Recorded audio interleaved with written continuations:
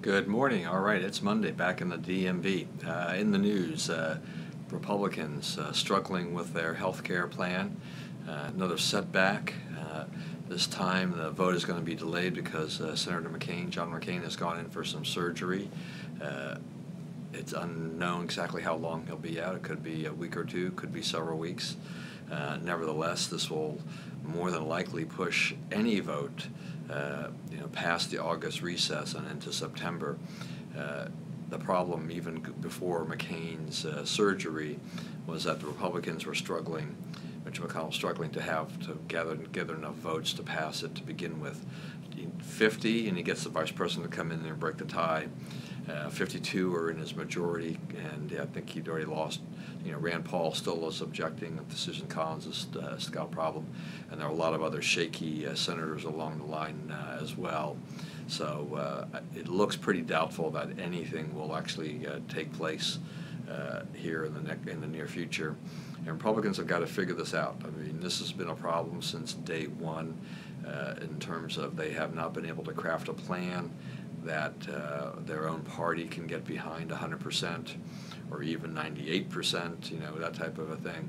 So it's been a rough road to hoe. Republicans came in vowing to repeal and replace Obamacare. That's what the president has promised. He has said that he's waiting with pen in hand to go ahead and sign, our repeal bill at least. But the Senate Republicans are not getting the job done and keeping their coalition there together. So, a 52-48 majority was a thin majority to begin with. But I'm not convinced that even if they were 55-45, they'd still have a whole lot better, because right now Republicans some of them have gotten antsy for a lot of reasons, reacting to the news reports on the protests and things like that at the town halls, and they're feeling the heat. But here's the thing: it's a big program to take on in one fell swoop, and even though that the program is flawed greatly in terms of Obamacare, the Republicans have just not figured out that they probably cannot just do this in one fell swoop, and that they need to break this up, and yet they keep going after the big enchilada without looking at the little things in between, and therefore they keep getting bogged down with plans that many of their own colleagues cannot support. Joe Scarborough, who left the Republican Party last week, making a big to-do about it, got on Stephen Colbert, late night and everything like that, has an op-ed published in the Washington Post about why Donald Trump is killing the Republican Party. He said that he didn't leave the Republican Party. The Republican Party left its senses and is critical of Trump and others. Has now even gone back to the Bush years and when he left Congress back in 2001, saying that instead of keeping up their budget cutting and balanced budgets that they'd been working on, that Bush allowed the deficit to swell, and it didn't get any better after that.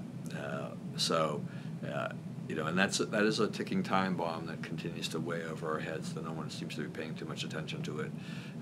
But nevertheless,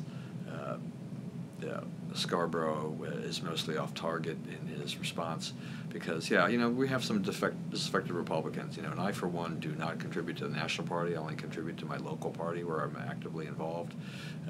I want the money going to the people that I know, rather than getting eaten up by other expenses and then very little trickling to anyone that I know or care about.